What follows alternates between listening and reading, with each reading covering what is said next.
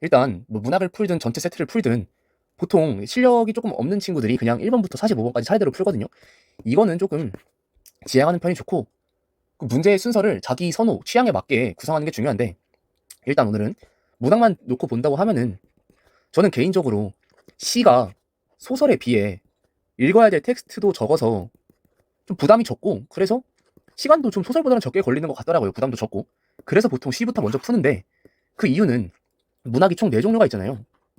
근데 앞에 걸 조금 더 빨리빨리 풀어내면은, 지금 내가 3문제밖에 안 풀었는데 뭔가 기분상 내가 벌써 막 5분 6분 만에 문학의 4분의 1을 해치워버렸어, 절반을 해치워버렸어, 이렇게 기분이 들면은 뭔가 조금 더 기분이 좋아지고 마음도 편하고 문제풀이가 수월수월하게 되는 느낌이 들어가지고 저는 C부터 풉니다.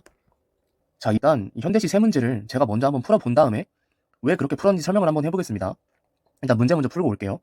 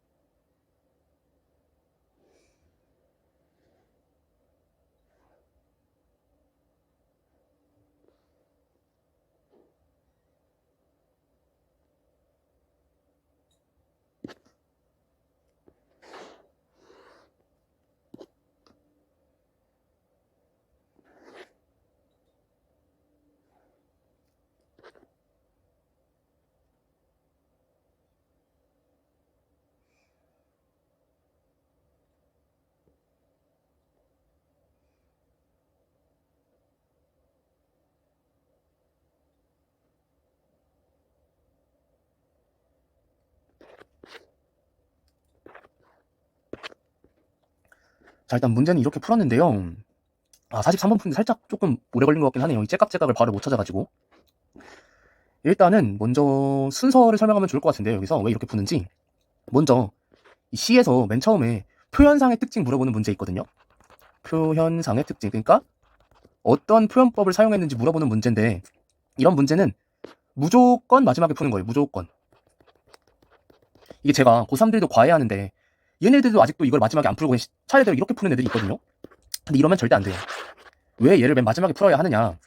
사실 아직은 고1 거기도 하고 난이도가 그렇게 어렵지 않고 시도 짧아서 이런 이 표현법들을 찾는 게 그렇게 오래 걸리진 않아요, 사실. 그래서 아직은 크게 문제가 되진 않는데, 나중에 조금 문제 수준이 어려워진다거나 고전 시가로 간다거나 뭐 수필이 있거나 하면은 텍스트 길이가 엄청나게 길어지거든요. 근데 거기서 막 대꾸를 찾아라 해가지고 하면은 막 이렇게 긴데 거기서 내가 그걸 다 하나하나 보면서 찾고 있어야 된단 말이에요. 그래서 굉장히 비효율적인데, 얘를 맨 마지막에 풀면 좋은 이유는 우리가 44, 45 같은 걸 풀면서 이미 머릿속에 이 시의 내용을 어느 정도 넣을 수 있잖아요. 그래서 사실 44, 45를 풀면서 이 시를 다 읽기 때문에 뭔가 두드러지는 표현상의 특징이 있을 때 그게 머릿속에 조금 기억에 남게 되고, 혹은 잘 안 남았더라도 이미 시를 몇 번 읽어봤기 때문에 43번에서 표현상의 특징을 찾을 때 조금 더 빠르게 찾을 수 있거든요. 근데 그냥 아예 생판 처음 보는 시를 표현상의 특징을 찾으려고 하면은 살짝 오래 걸린단 말이죠. 그래서 이거를 그냥 바로 풀 때랑 마지막에 풀 때 조금 더 시간을 줄일 수 있다고 한다면은 마지막에 풀지 않을 이유가 없겠죠. 그래서 이런 표현상의 특징 문제는 나머지 문제를 다 풀고 나서 시에 대한 이해가 거의 다 됐을 때 후식 아이스크림 먹는 느낌으로 마지막에 탁 골라주고 다음 세트로 넘어가 주신다고 생각하면 되고, 자, 그래서 순서는 43번을 맨 마지막에 했고 45랑 44 사이에 왜 45번부터 했냐면은 이 가가 이 나와 다에 대한 설명을 좀 해준 보기 느낌의 글이잖아요. 그래서 딱 보니까 45번이 나와 다에 대한 우리의 해석을 44번보다 더 많이 도와줄 거기 때문에 45번을 먼저 풀고 다른 문제로 건너가는 게 시에 대한 이해가 훨씬 더 잘 되겠죠. 실제로도 제가 만약 45번이 아니라 44번부터 갔으면은 이 다의 테마가 성숙이라는 걸 물론 잡긴 잡았겠지만 살짝 조금 더 오래 걸렸을 수도 있는데 45번을 풀면서 이 시들이 이런 내용이구나를 잡았기 때문에 조금 더 수월하게 푼 감이 있거든요.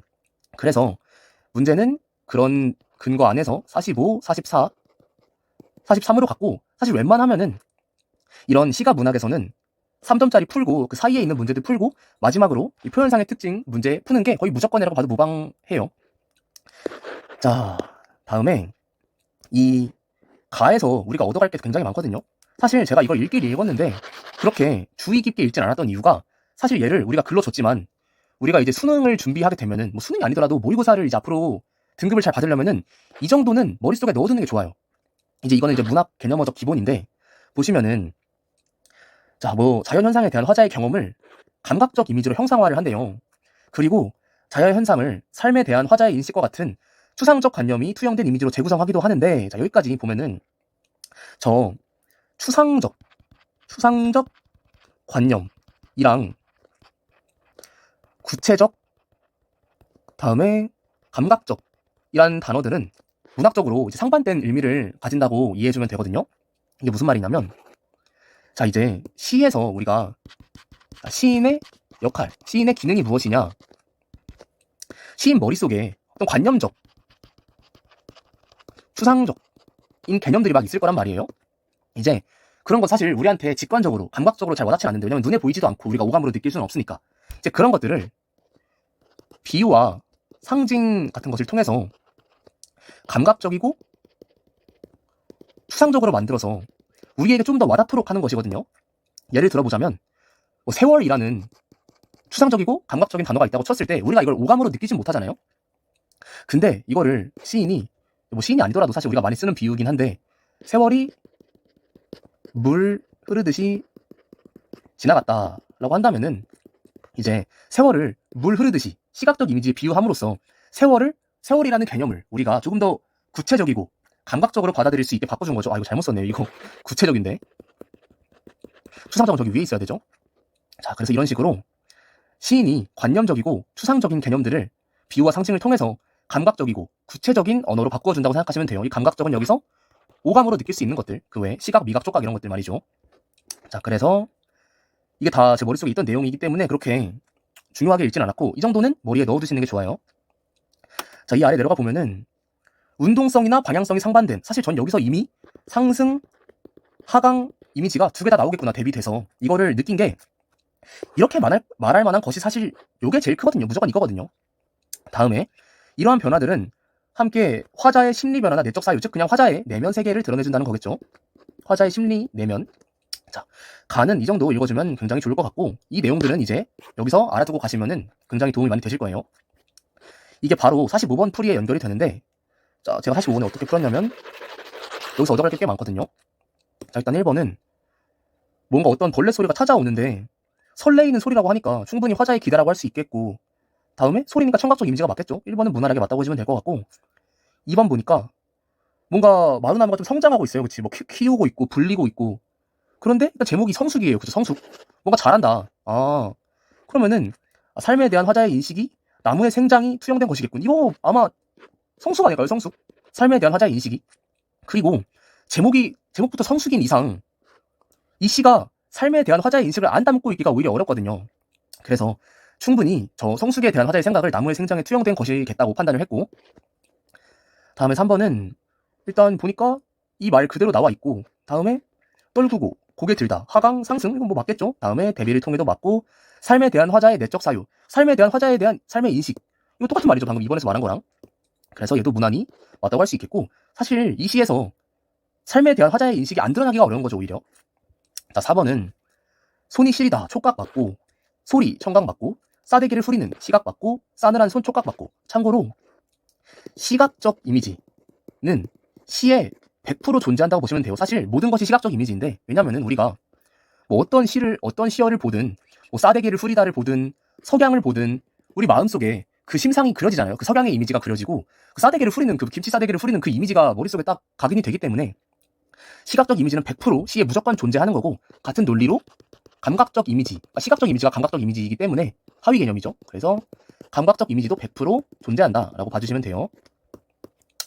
자, 다음에 그래서 이미지화된 자연현상을 통해 화자의 인식을 구체화했다. 그렇죠. 뭐 구체화랑 아까 감각화, 이거 유사한 말이라고 했었죠. 감각화라 했어도 맞고. 자, 다음에 5번이 답이었는데 왜 답이냐면 잠이 들겠다와 다음에 강물에 쏟아지나니, 이거는 너무너무 동적이죠. 얘는 너무너무 동적이고, 다음에 오히려 이 정도면 거의 역동적이라고까지 말할 수 있겠는데, 근데 비로소 잠이 들겠다는 오히려 정적으로 가는 거에 가깝겠죠.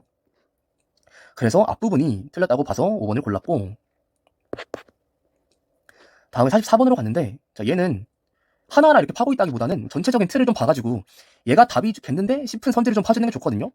이렇게 쭉 지켜보니까 일단 대상이 지닌 문제점 이런 건 일단 사실 뭐 풀면서 느낀 적이 없는데 해서 제꼈고, 2번 자신의 한계, 이것도 사실 못 느꼈는데 넘어갔고, 3번도 심리가 가까워지는, 멀어지는, 이런 것도 못 느꼈는데 넘어갔고, 4번 화자가 대상의 변화를 지각하는, 변화, 아까 무슨 뭐 가을이 찾아온다 뭐 어쩌고 이런 게 있기도 했고, 가치 부여? 뭔가 이 성숙이기도 하고, 제목이 이 나무가 뭔가 성숙하고 있으니까 가치를 부여하지 않았을까라는 생각을 먼저 했고, 5번 보니까 외적 갈등 이런 건 진짜 못 느꼈는데, 다음에 내적 갈등도 애매한디 하고 4번을 먼저 갔거든요. 4번을 보니까 이 깊은 밤에 뭐 우울의 소리도 넘어가고, 소리도 찾아오고, 다음에 뭐 다 벌레 소리가 흐르고, 아침에 오니까 충분히 변화를 자각한다고 할 수 있겠고, 지각한다고 할 수 있겠고, 다음에 B도 대상의 가치를 부여한다. 지금 이 이파리들이 보석 조각으로 반짝이고 있고, 이 미루나무가 성숙하고 있는 거잖아요. 딱 보니까. 그럼 설마 이 화자가 이 성숙하고 있는 미루나무에 가치가 없다고 생각했을 리가 없겠죠. 당연히 가치를 부여한 거고, 성숙하는 대상으로서의 가치가 부여되어 있는 거죠. 그래서 44번은 4번이었고, 다음에 43번. 일단 청유형 어미 보니까 권유하는 거죠. 권유. 청유형 어미는 권유하는 건데 딱히 권유하는 어미였고, 다음에 수미상관. 자, 수미상관 머리와 꼬리가 일치하는 건데 그런 거 없고요. 다음에 말을 건네는 방식. 자, 말을 건네는 건데 누군가한테 말을 건네고 있지 않고요. 다음에 감탄사. 이게 감탄사가 있나 하고 쓱 봤는데 너무 찾기 귀찮은 거예요. 이거 길어가지고. 그래서 5번에 딱 봤는데 음성상지가 뭔가 있었을 것 같은데, 왜냐면은 감각적 이미지가 좀 강조되기도 했고 좀 있을 것 같아서 쭉 보니까 여기 떼깍떼깍 있고, 충분히 이거는 이제 의상어죠. 음성 상징어에는 의상어랑 의태어가 있는데, 의상어는 소리를 흉내낸 뭐 야옹, 캉캉 이런 것들이 있고, 의태어는 동작을 흉내낸 뭐 폴짝폴짝 이런 것들이 있고요. 다음에 나와 보니까 바로 짜갈짜갈 소리 날 뜻이 있죠. 당연히 저도 이 짜갈짜갈이라는 음성 상징어를 태어나서 처음 들어봤는데 짜갈짜갈 소리 날 뜻이라고 했으니까 의상어겠죠. 이건 이제 눈치로 좀 봐줘야 되는 부분이고. 자, 그래서 답이 5번이었고, 43번에서 조금 건져갈 수 있는 꿀팁들은 이 뒤에 주제의식을 부각하는 건 무조건 맞는 거예요. 그러니까 어떤 표현법을 쓰든 주제의식이 부각이 안 될 수는 없는 거거든요. 뭐 약화될 수는 없으니까 주제의식이 부각된다 무조건 맞고, 앞에 요거가 있는지만 판단해주면 되는 거예요. 1번 선지는. 근데 없었으니까 틀린 거고. 자, 청유형 어미는 자, 뭐뭐 하자, 우리 뭐뭐 하지 않을래? 이런 권유하는 어미를 말하는 거고, 다는 수미상관. 수미상관은 이제 모르는 분이 있으실까봐, 저 숫자가 머리 숫자고 미가 꼬리 미자인데 시에 처음과 끝의 구조를 맞췄냐 이 말이거든요. 근데 완전 똑같지 않아도 한 70% 정도만 유사하면 되거든요. 근데 얘는 처음과 끝이 너무 다르기 때문에 수미상관에 맞췄다고 보기 어려울 것 같고, 또 얘 뒤에 시적 상황을 부각한다도 위에 주제의식 부각이랑 같은 맥락으로 시적 상황을 부각하고 있다는, 웬만하면 틀리기 어려운 말이기 때문에 앞에만 판단하면 되는 선지고, 다음에 D도 이제 말을 건네는 방식이 있냐 없냐의 문제지, 시적 대상에 대한 화자의 태도를 얘도 이제 좀 부각할 확률이 높다는 거죠. 부각하지 않기보다는. D도 똑같이 4번도 화자의 정서 부각은 감탄사를 활용했으면 거의 무조건 맞는 거예요. 왜냐면 감탄사 자체가 뭐 놀람이든 뭐 강조든 슬픔이든 뭐 탄식 등등 감탄사 자체가 화자의 정서를 부각할 수밖에 없기 때문에, 뭐 분노든. 근데 감탄사가 없었으니까 틀렸고, 다음에 5번 음성상징어 허용받고 시적 분위기를 부각 안 할 수가 없죠. 어떤 표현법을 쓰더라도. 그래서 D는 무조건 맞다. 자, 이 정도 알아두시면 좋을 것 같고, 제가 오늘 말한 거 이거 수능까지도 계속 가져가는 개념들이니까 다 머릿속에 넣어두시면 도움 될 거라고 생각을 합니다. 네, 수고하셨습니다.